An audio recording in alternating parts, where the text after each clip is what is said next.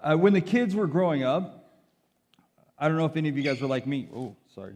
But we really loved the Marvel movies. Not Marvel, Marvel movies. Wow. If we start off like this should be fun, guys. But we loved the Marvel movies, so we made sure that we would go to all of the opening nights of them. Because just the atmosphere was amazing.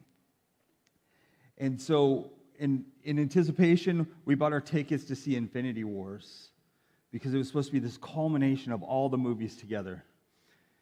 And unfortunately, we didn't get the first showing, so we had to get the second showing. And we showed up at the theater, and we're waiting in line to get in.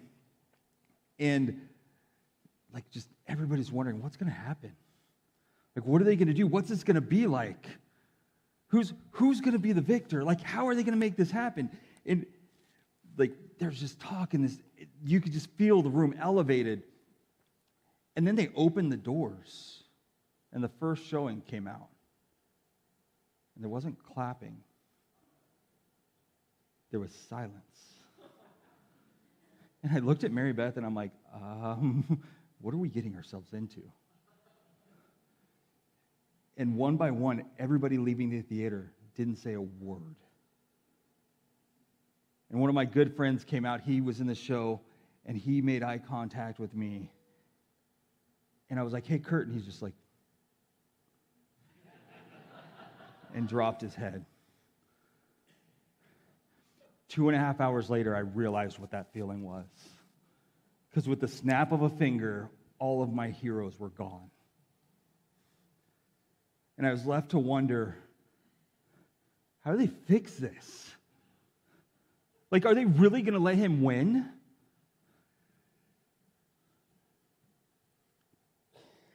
And I think that would be great if that was just a movie, but how many of us, I'm wondering, are coming in here today with that same feeling?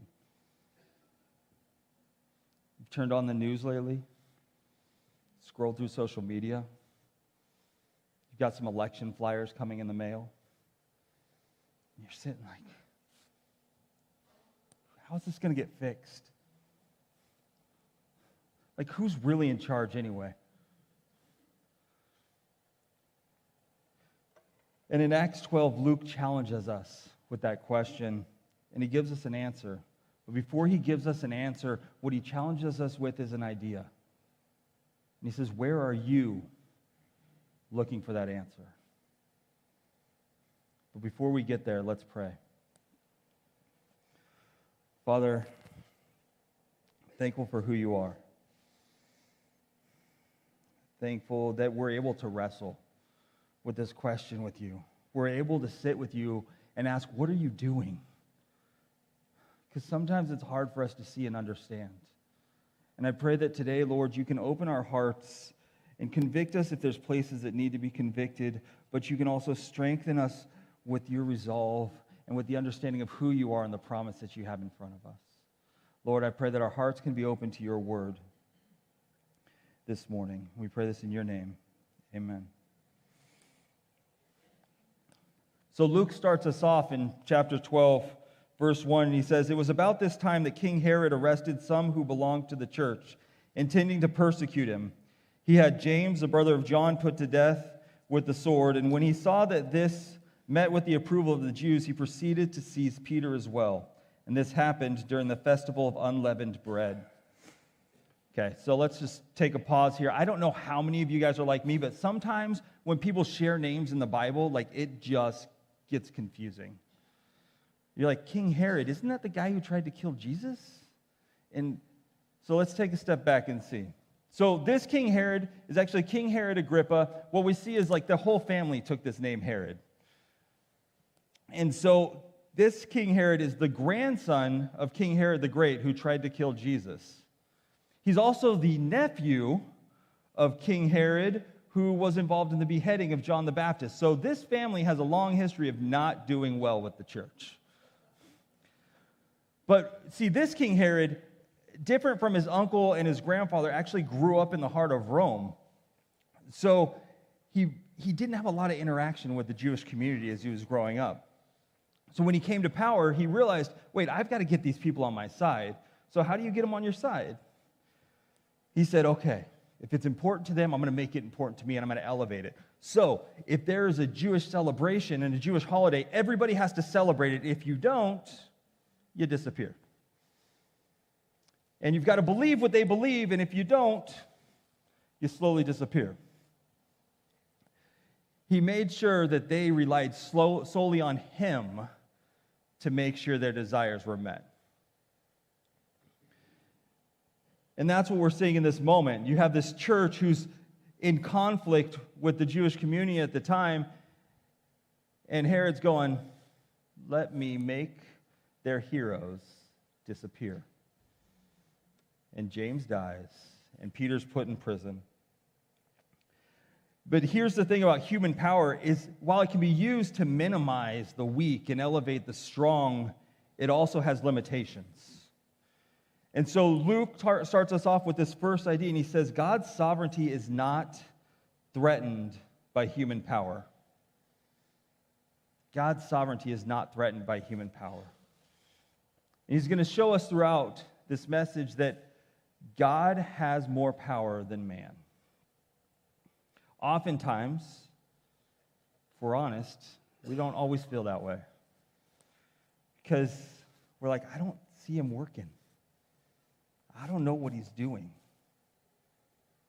And the early church had been feeling that way also.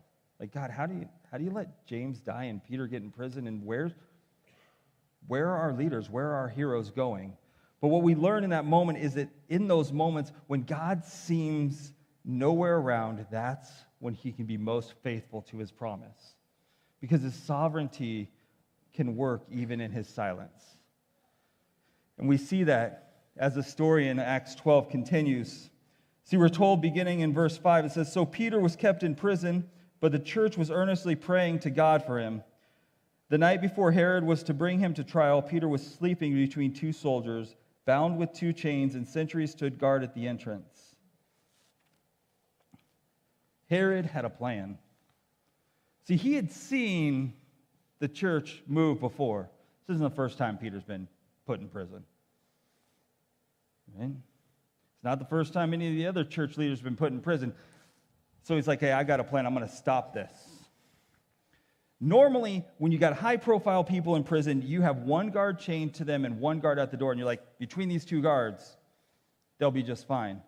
Herod's like, no, I've got a better plan. I'm going to chain him to two guards, and I'm going to put two guards at the door, and then I'm going to rotate these guards in cycles of 4 so that none of them get tired, so they can always be alert and always be on guard. I've got a plan to make sure that this man doesn't leave this prison.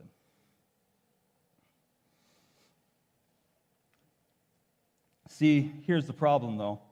Human planning puts the promise of success in the hands of other humans. And God has a say in that.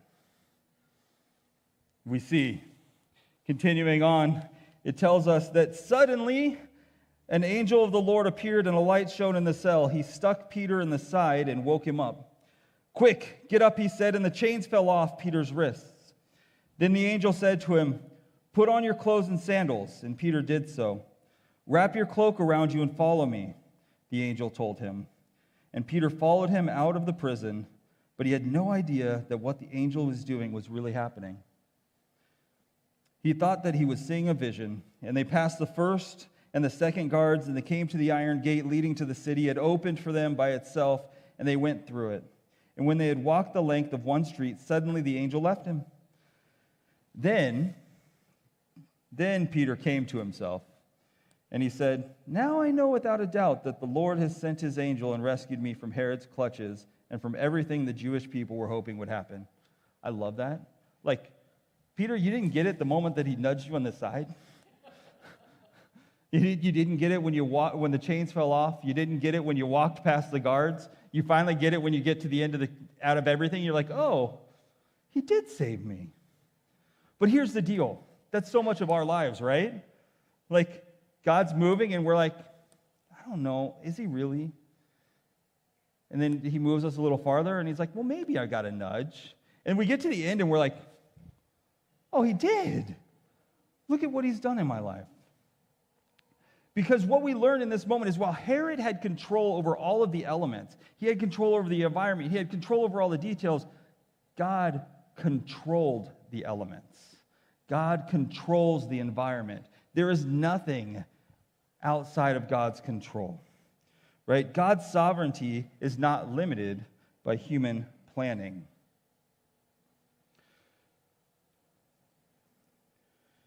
Herod had the best made plan, and God showed that he is more powerful than that.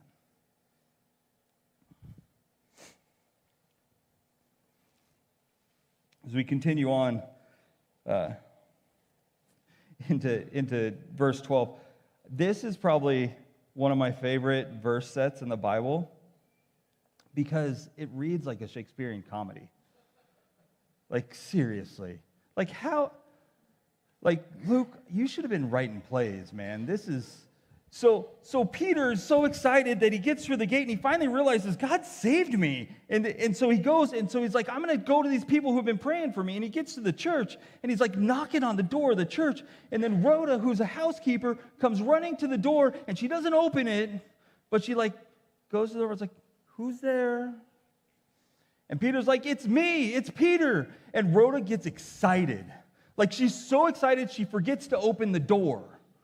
And she goes running, and she tells all the people who've been fervently praying that Peter's at the door. And do you know what they tell her?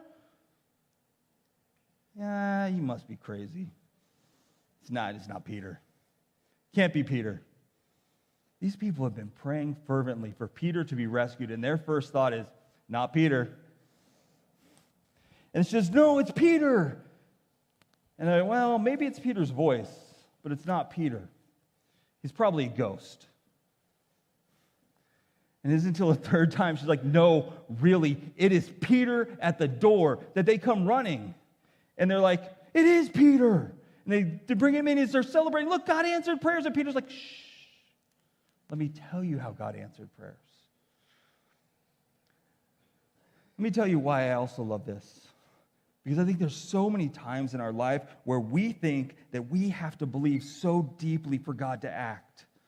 That we think that we have to pray so deeply to change something. That we have to come to God with faith and be like, God, I believe wholeheartedly that you're going to do this. And that's the only reason he does it. And so when God doesn't act on a prayer, our immediate response is, I must not have had faith. I must not have believed hard enough. But you know what we see here? This is a group of people who had seen God act over and over and over again.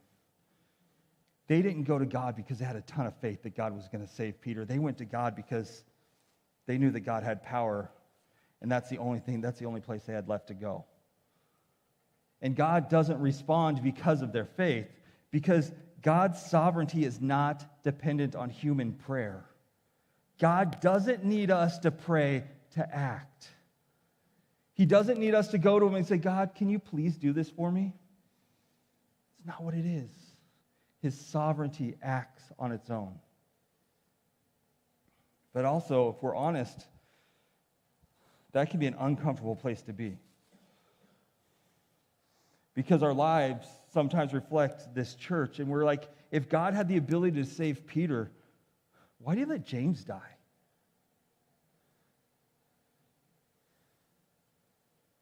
Why? I mean, was James not as important as Peter? Was James not as faithful as Peter? And the truth is, James was just as important, and James is just as faithful, but God had a broader idea of mission.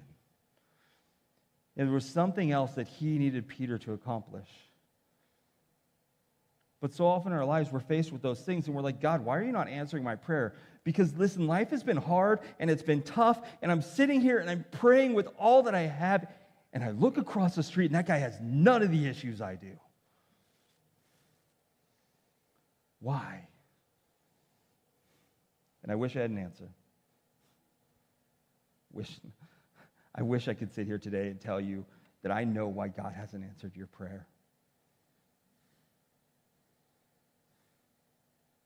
But what I can tell you is that God's sovereignty doesn't need it, that he's always going to answer in a way that maybe we don't expect, and in a time that we don't expect. God's not here to deal in the moment, but he's here to deal in eternity, and we see how this happens as we continue to work through these verses. Because as we continue on, we see that Herod wakes up in the morning, and I have to think like Herod has an inkling of what's going to happen, because he doesn't wake up and just be like, hey guys, bring me Peter. Herod goes, I'm going to go check to make sure Peter's still there. He goes, isn't that fun? Let's just pause and think that for a second. We have a church that was praying for Peter to be saved that didn't fully believe it was going to happen. And we have a man who plans everything he can to keep Peter in prison, but has this inkling that it's not going to happen.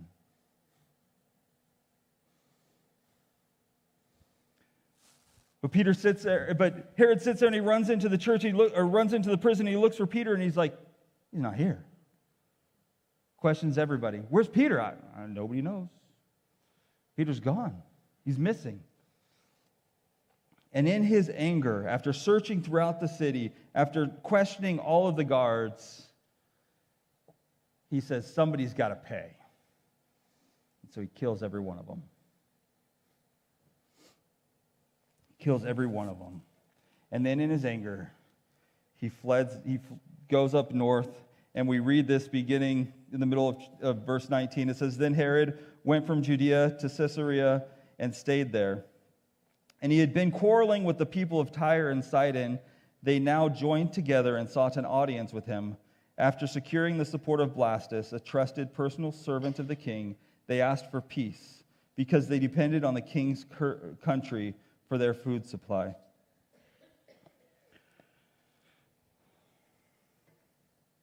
Tyre and Sidon didn't like Herod. In fact, most of their life was spent trying to get out from under his shadow. They're quarreling, they're angry, they're dismissive of his powers. But the moment they feel weak, the moment they feel like they don't have something, the moment they feel like they have a need, they reach out to Herod to save him. And if we're honest, we can be the same way. The moment we feel discomfort, the moment we need help, the moment we need somebody to come in and save us, where are we going? I had a man I met this last week, and I'm always amazed by the interactions God places in front of me. This guy had no idea what I do for a living. And I met him, and we were just out in public, and I just felt like I turned to the guy and asked him a simple question, or what I thought was a simple question, did not turn out to be a simple question. I said, how are you doing? And the guy, I learned his name is Travis, he, in that moment, tears. And I was like, oh no, I was not prepared for this. And I was like, oh. He's like, I'm sorry. I'm like, no, it's all right. What's going on, man? And he just said, my girlfriend of 2 years just left me.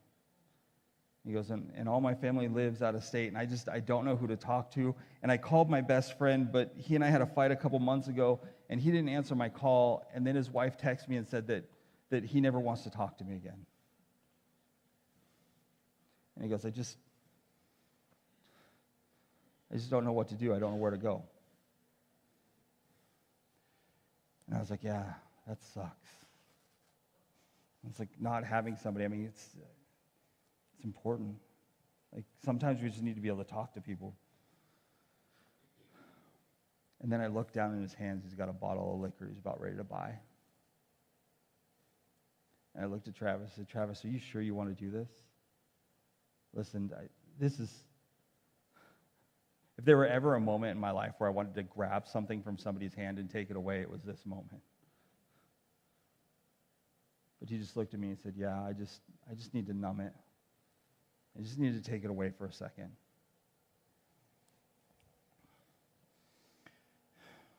And as we were leaving, I told him, I said, sometimes, Travis, we just cling to things, and we know they're not going to work, but we just need it for a moment. But we have to ask ourselves, is that really what we want to do? Is that really what we're supposed to do? And he goes, I know. I said, Travis, is there anybody you can call? And he goes, I think maybe I can call my mom. She might still be up. I said, Travis, call your mom. I really hope I get to see Travis again, because I really want to know what he did. Or maybe I don't and want to know. But here's the reality, that's the story of a man with alcohol, but we do it with everything else in our lives. We feel lost and we feel broken, and we reach for the closest thing that's going to give us comfort. Life feels like it's spiraling out of control. I can control the spiral on my phone. I feel like I just need comfort. I can go shopping. I feel like everything's caving in. I can hide in silence. We often look for the provisions of man. And what we see in these verses is that God's sovereignty is not sustained by human provision. Because Tyre and Sidon, they saw this need for food, and they reached for the first thing they could find, and that was Herod. But at the end of the day, here's the thing that we know about human provision. You're only good until you're no longer useful. But God had already had a plan. If we look back at chapter 11, we see that God had sent a prophet to the church leadership. And the prophet had foretold, listen, there's a famine coming, and you need to be prepared for this famine. So the church leadership in prayer and discernment went to God and realized, okay, what we need to do is send people out to all the outskirting communities, to the different churches in that area, and we need to ask them to take up an offering so that we can secure our people, not just for the moment, but throughout this entire famine. Because you see, here's the thing about God's provision. It isn't here for the moment. God's provision is here for the eternal.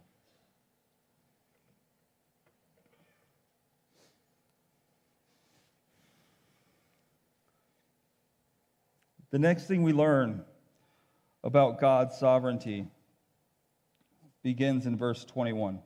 It says, on the appointed day, Herod, wearing his royal robes, sat on his throne and delivered a public address to the people. And they shouted, this is the voice of a God, not a man. All right, so I told you this is one of my favorite stories. Even the best stories leave out good details. So this is great. He puts on a robe, he gives a speech, they're like, oh, it's a God. What Luke doesn't tell us is what Josephus, a historian, does. And Josephus says that this royal robe that he put on was coated in silver. That means that Herod stood up, coated in silver, letting the glory of the sun shine on him and reflect over the people how great he was. He made himself a god. He was the man that they were going to rely on for power, the man they were going to rely on for security, the man they were to rely on for provision, and now there was the man he was going to worship. What we learn right here, though, is there's a line that God won't cross. Because God's sovereignty is not shared with human glory. Because Luke tells us immediately, because Herod did not give praise to God, an angel of the Lord struck him down, and he was eaten by worms and died. Don't know about you guys, that does not sound like a happy death to me. God's sovereignty is not shared with human glory. Because human glory can't even compare. I don't care how many pieces of silver you put on a robe. I don't care how eloquent your speech is, you will never be as sovereign as God. Now, it'd be easy for us to take a look at this story and vilify Herod, right? Herod did some bad stuff.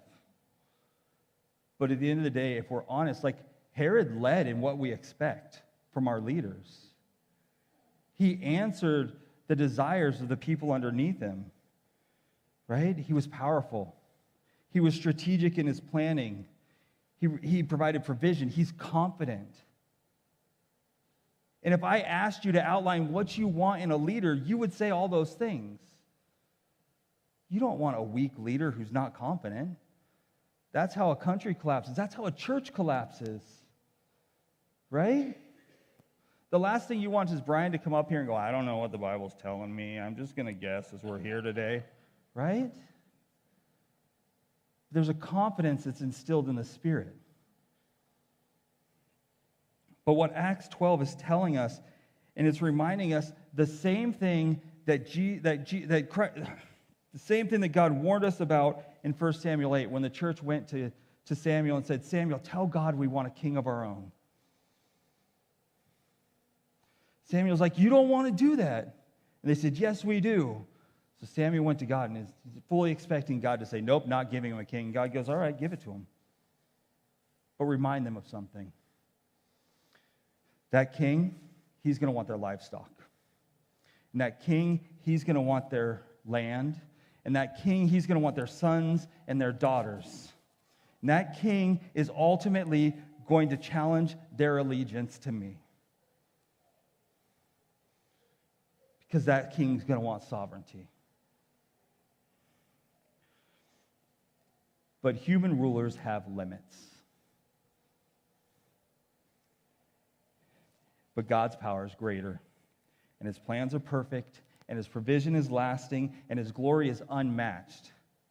And what we see in this story unfolding is that God's sovereignty is absolute. There is nothing greater. There's nothing even in comparison.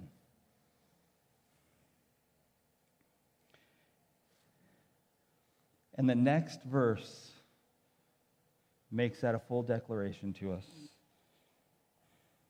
Because despite all of the work of Herod, despite all the distraction, despite everything else going on, what verse 24 tells us is, but the word of God continued to spread and flourish.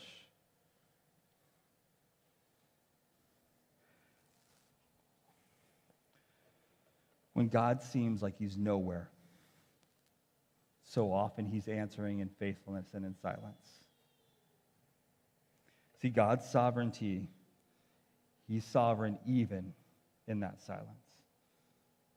All the distraction, all the upheaval, all the challenges, God says, I matched each one and was better. And while you were so distracted by that, the thing that I care about continued.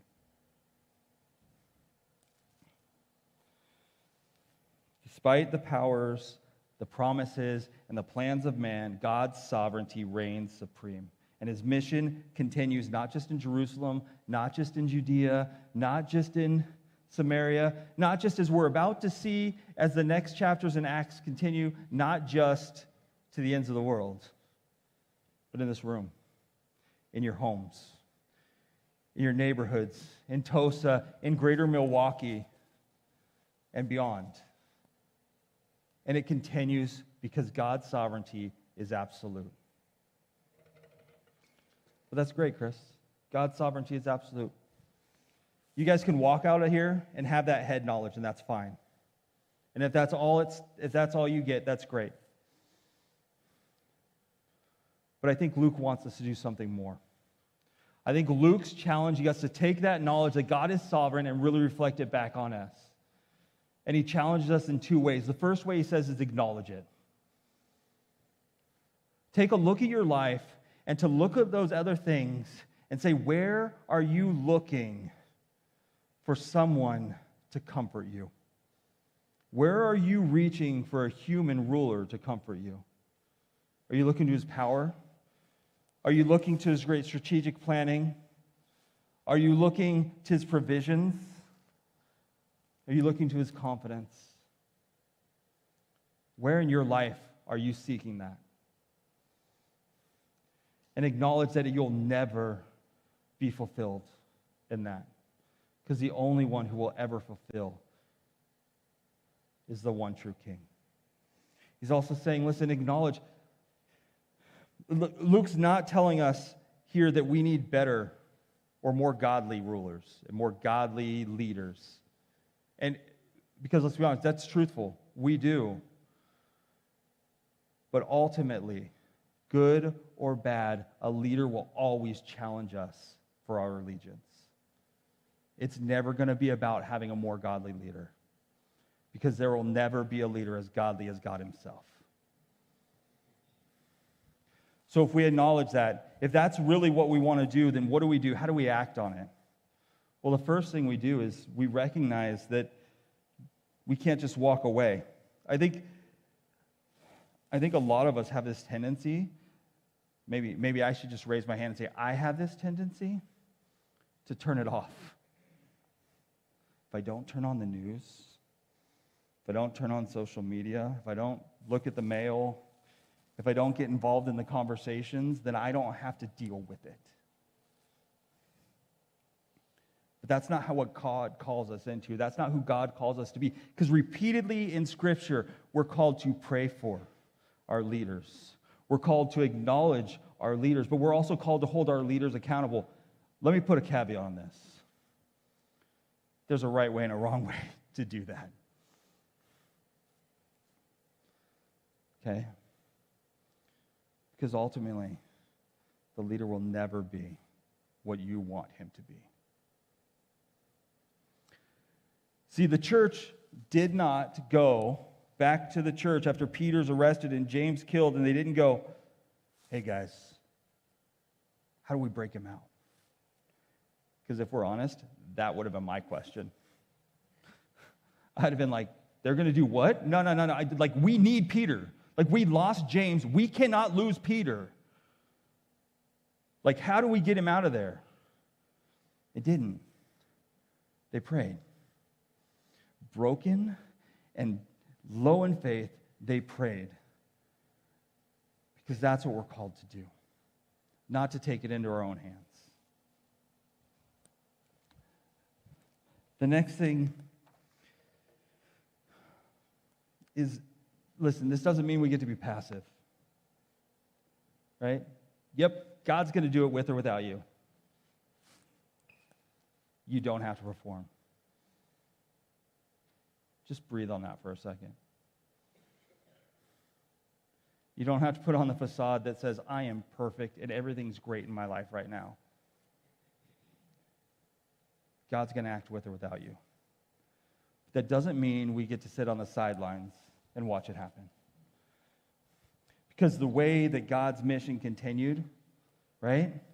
The way that it was fulfilled and it went in to Judea and Samaria and to the ends of the earth was through the work of his people.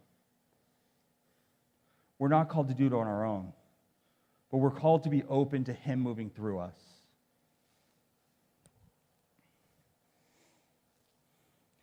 See, we have a world out there that's looking, and they look at all their leaders, and they're asking the question, who is really in charge? How do we fix this? And we have the answer. We know who's in charge. And there's no quick fix. But ultimately, it's not about us fixing a human system. It's about us relying on a God system. Because God's sovereignty is absolute. See, we're living in this hope and this security of this one true King, and we have a commission to share that with the people around us. To not let it sit in this building. To not let it sit in our homes. But to take it with us wherever we go. And this is the King that we serve. That's the sovereign king. Not a king who manipulates for his own benefits, but a king who didn't turn away from human suffering. A king who looked onto us and saw our brokenness and didn't turn away but stepped right into it. A king, in knowing we couldn't do it on our own, sent his one and only Son to die on a cross, the only pure sacrifice, only to rise in 3 days so that we reconnect with him. That's the one true king we serve.